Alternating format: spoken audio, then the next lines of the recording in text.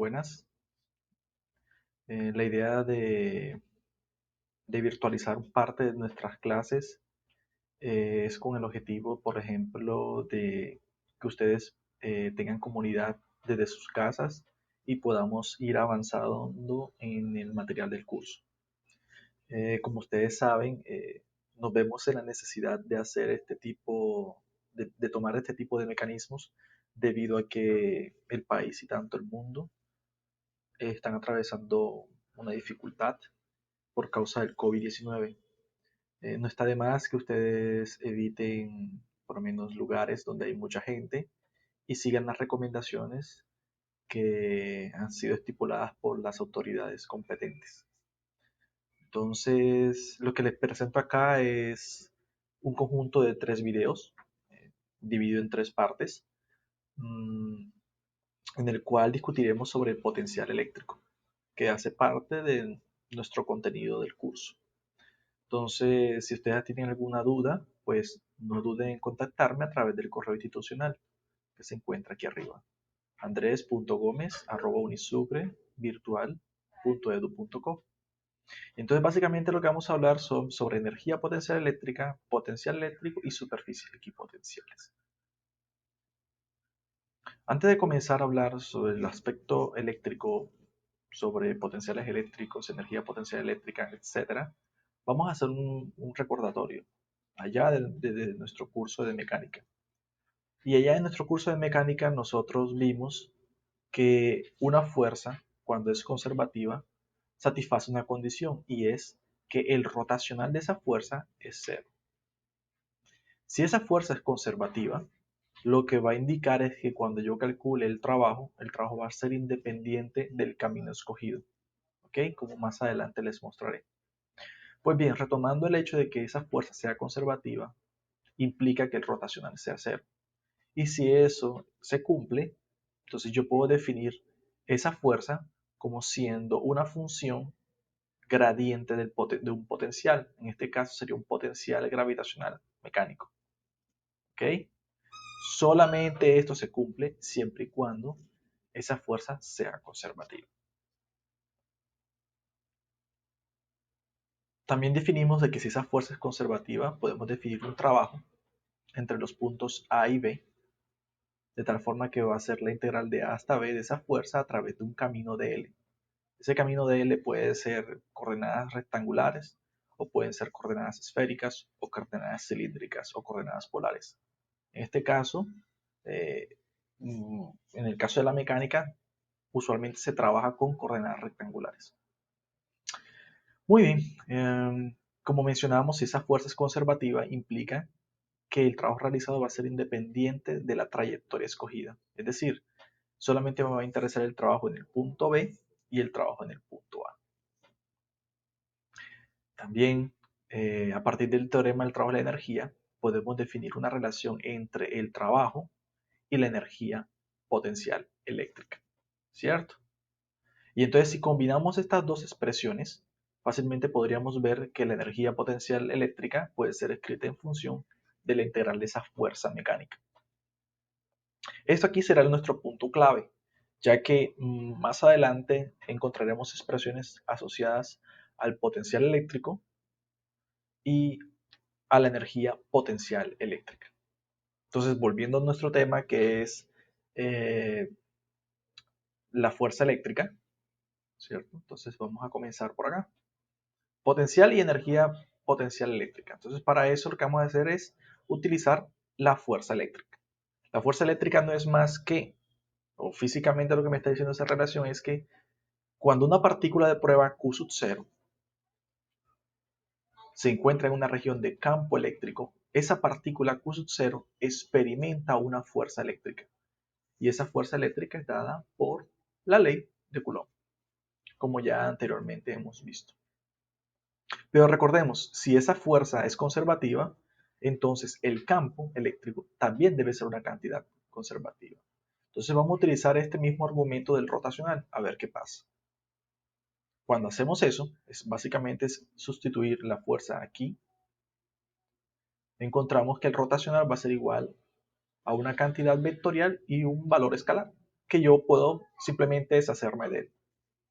Y entonces se cumple que el rotacional de ese vector, que en este caso es el campo eléctrico, es igual a cero, lo que implica que el campo eléctrico es una cantidad conservativa.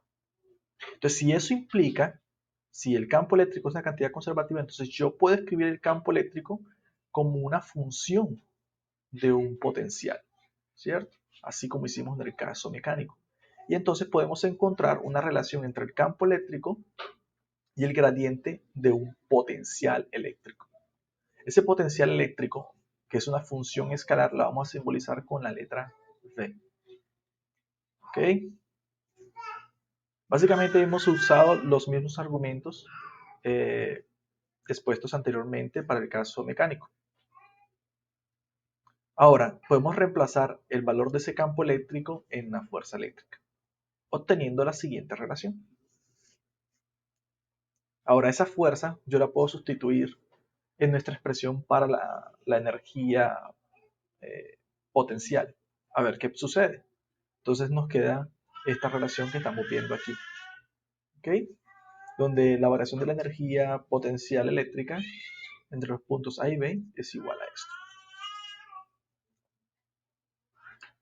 Ok, entonces tomando ya nuestra expresión obtenida anteriormente, donde tenemos la variación de la energía potencial eléctrica, tenemos la fuerza, que básicamente está en función de la carga de prueba y del gradiente del potencial, podemos resolver el lado derecho de esa integral de la siguiente forma. ¿Ok? Lo que podemos hacer es nuevamente volver a que esto es una fuerza, ¿cierto? Y de aquí obtener lo siguiente. Del lado izquierdo vamos a encontrar de que esa Q sub 0 puede ir al lado derecho a dividir. ¿Ok? Y entonces, de este lado, esta expresión puede ser resolvida fácilmente utilizando el teorema del gradiente. ¿Qué me dice ese teorema del gradiente? Simplemente toma esa función que está aquí, v, y evalúa solamente en los puntos A y B. ¿Cómo se muestra a continuación? ¿Ok? El signo negativo se sigue preservando, ¿cierto? Por comodidad. Y de este lado de la expresión, sabemos que la fuerza por unidad de carga define el campo eléctrico, que ya hemos trabajado anteriormente. ¿Ok? Solo que de esta última expresión yo puedo definir lo que se conoce como diferencia de potencial. Reparen que el signo negativo entró dentro de los paréntesis y movió el orden. Entonces me queda simplemente una diferencia de potencial en A menos el potencial en B, que básicamente lo vamos a definir de ahora en adelante como siendo la diferencia de potencial entre los puntos A y B. Y eso va a ser igual a la integral entre los puntos A y B del campo a través de un camino. Esto aquí tiene una implicación física bastante importante y es básicamente, si consideramos una batería, lo que me está diciendo es que los 9 voltios de esa batería es la diferencia de potencial que suministra esa batería. Y entonces esa diferencia de potencial suministrada por esa batería básicamente es el trabajo requerido para mover una partícula cargada de un terminal A un terminal B. Esa es básicamente la física de esta expresión que está aquí. Pues bien, volviendo otra vez a nuestra expresión inicial, ¿cierto? Donde tenemos la relación de la diferencia de la energía potencial, ¿cierto? Ahora vamos a tomar y vamos a resolver el lado izquierdo. Aquí podemos observar que esa diferencia de energías, ¿cierto? Puede ser asociados al producto de la carga de prueba por la diferencia de potencial entre los puntos B y A. ¿Ok? Eso fácilmente lo podemos ver en nuestros cálculos anteriores, que básicamente es este sector que está aquí, es el resultado de esta integral que está acá. Continuando, podemos abrir esa diferencia o esa delta, que sería final menos inicial. Reparen que los signos negativos anteriormente han sido cancelados. Y entonces podremos establecer una relación. Observen, el potencial en B es igual a la energía potencial en B sobre la carga de prueba. Menos, aquí tenemos la energía potencial en A, la energía potencial en A es igual a la energía potencial en A dividido la carga de prueba es igual al potencial en A. Entonces de aquí podemos encontrar una información bastante valiosa y es que el potencial se define como la energía potencial por unidad de carga. ¿Ok? Entonces tenemos una relación que establece un vínculo entre el potencial y la energía potencial. No está de más recordarles que las unidades del potencial son el newton por metro cuadrado sobre coulomb, ¿cierto? Y eso es joule sobre coulomb, que son las unidades de la energía potencial, joules sobre coulomb. Y ese joule sobre coulomb define un volt. ¿Ok?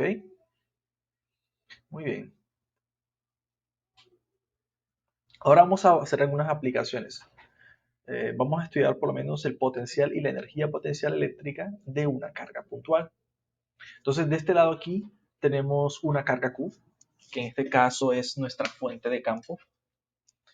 Y a una distancia R sub A tenemos un punto A.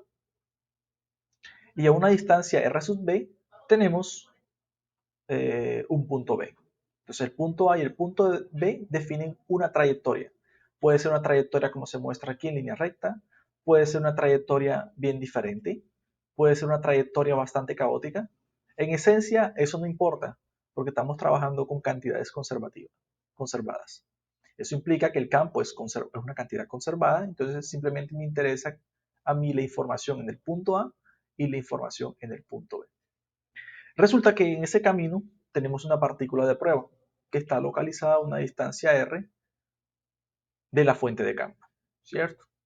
Entonces estamos interesados aquí en calcular tanto el potencial eléctrico como la energía potencial eléctrica para una carga puntual. Entonces para eso vamos a comenzar con la diferencia de potencial que anteriormente definimos entre los puntos A y B. ¿Ok? Entonces, ¿qué necesitamos aquí? Pues necesitamos la fuente de campo y necesitamos definir ese camino. Ese camino, pues en este caso, no va a ser un diferencial, por lo menos, en coordenadas rectangulares. Debe ser en coordenadas esféricas. Pero nosotros aprendimos que el campo eléctrico de una carga puntual tiene dirección radial. Por lo tanto, simplemente me interesa de SDL solamente la componente radial. Las componentes angulares asociadas a la rotación y a la componente azimutal, pues no nos interesa. ¿Por qué? Porque tenemos un producto punto. Entonces, eso no aporta nada nuevo. Entonces, simplemente debemos de reemplazar el campo eléctrico aquí y este de L, que es dr por el vector unitario R, aquí, ¿cierto? Y obtendremos una relación como se muestra a continuación. Aquí queda evidente que el producto punto entre dos vectores unitarios es 1. Entonces eso se puede reducir a esa integral sencilla. ¿Qué vamos a hacer ahora? Integrar. Y esa integral se puede hacer muy fácilmente. Y nos va a dar algo así, menos k veces q sobre r. Reparen que r ha perdido una potencia. Y va a estar evaluado sobre los límites de b a a.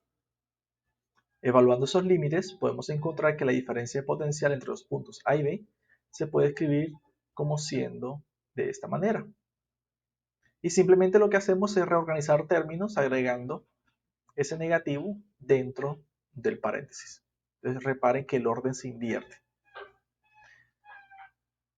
Nosotros sabemos que ese BAB, esa diferencia potencial en los puntos AB, se puede escribir como siendo BA menos BB. Y entonces aquí básicamente ustedes pueden observar que el potencial en A es simplemente K veces la carga R de A. Y el potencial en B viene siendo K veces la carga sobre R de B. Entonces podemos encontrar el potencial de una carga puntual. De manera general se define de esta manera. Donde ya ustedes saben cómo es K. K es simplemente una constante. ¿Ok? Recordemos que es 9, aproximadamente 9 por 10 a la 9 newtons por metro cuadrado sobre coulomb cuadrado.